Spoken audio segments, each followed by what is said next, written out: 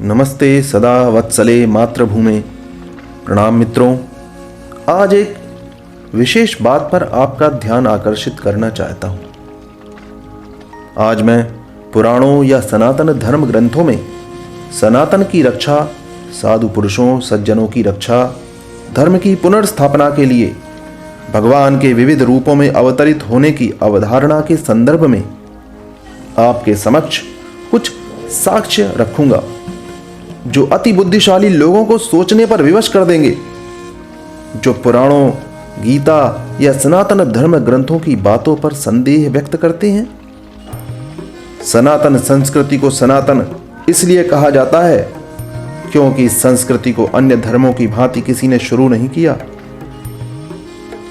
जैसे ईसा मसीह से ईसाई धर्म, मोहम्मद साहब से मुस्लिम धर्म, बौद्ध, जैन, सिख आदि धर्म सबका कोई ना कोई प्रवर्तक रहा है। लेकिन सनातन वैदिक संस्कृति के साथ ऐसा नहीं है। उसका कोई प्रवर्तक नहीं है। यह संस्कृति को स्वयंभू है।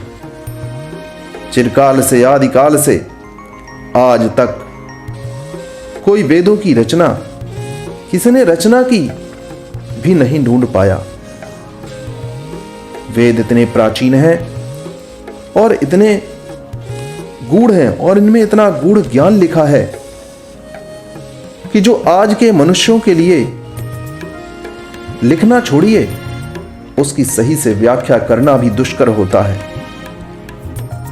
तो ऐसी संस्कृति जो दैवीय संस्कृति है, जो प्रकृति वातावरण से जुड़ी संस्कृति है, जो पशु पक्षियों, वृक्षों, सूर्य, नक्षत्र, चंद्रमा, जल, अग्नि, वायु, अंतरिक्ष, आकाश आदि सभी तत्वों से जुड़ी है, उनके प्रति मनुष्यों में सम्मान का भाव जगाती है।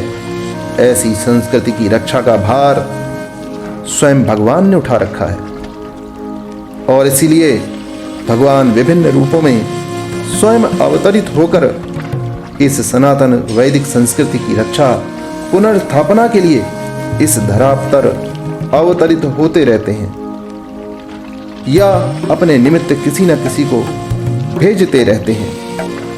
भगवान वाराह, नरसिंह, कच्छप, कूर्म, श्री राम, श्री कृष्ण, भगवान बुद्ध आदि गुरु शंकराचार्य, चाणक्य, स्वामी विवेकानंद और वर्तमान के ऐसे कई महापुरुष हुए हैं, ऐसी महान आत्माएं जिन्होंने इस धरा पर अवतरित होकर सनातन संस्कृति की रक्षा की है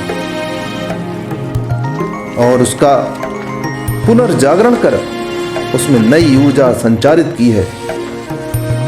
और इसीलिए कहते हैं कि यूनान मिश्र रोमा, सब मिट गए जहां से, कुछ बात है कि हस्ती मिटती नहीं हमारी। गीता में भी भगवान श्री कृष्ण ने कहा है, यदा यदा हि धर्मस्य ग्लानिर्भवति भारत अभ्युत्थानम् अधर्मस्य तदात्मानं सृजाम्यहम् परित्राणाय साधूनां विनाशाय च दुष्कृतां धर्म संस्थापनार्थाय संभवामि युगे युगे। उनका कहा हुआ एक एक वचन एक विस्फोट की भांति सत्य है कि जब जब सनातन संस्कृति पर संकट के बादल छाएंगे, तब तब भगवान किसी न किसी को अपना निमित्त बनाकर इस सनातन वैदिक संस्कृति की रक्षा के लिए अवश्य भेजेंगे। आज हम सब सनातन संस्कृति का पुनर्जागरण देख रहे हैं, वह भी गीता के श्लोक की भांति, वह भी गीता के श्लोक की बात को सत्य सिद्ध करता है। आज भी कई शक्तियां संस्कृति की रक्षा के लिए अनवरत कार्यरत हैं। इसलिए हमें भी अपना कुछ न कुछ योगदान एक आहुति के रूप में इस महायज्ञ में देना चाहिए और देना होगा। आपका गिलहरी प्रयास भी इस महायज्ञ में पूर्ण आहुति का कार्य करेगा। जय सिया राम।